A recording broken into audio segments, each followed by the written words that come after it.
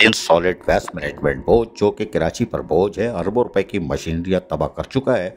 लेकिन इसके बारे में सच बोलने पे कि ईद उल अज़हा पे औरंगी टाउन में उनकी कारकर्दगी सिफर थी।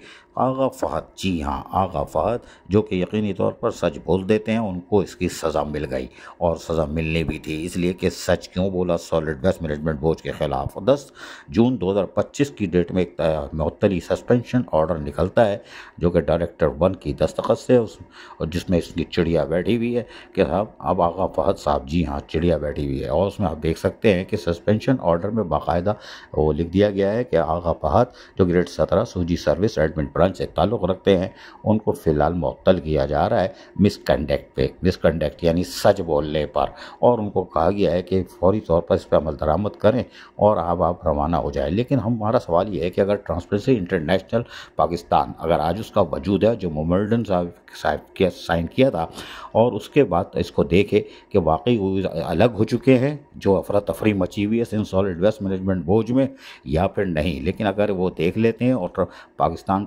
ट्रांसपेरेंसी जो है वो इंटरनेशनल वो देख लेती है, तो मामला फिर खुल के आएगा और एक नया पंडोरा बॉक्स खुल सकता है। अजीज़ आरिफ, KBS बलियाती न्यूज़, कराची।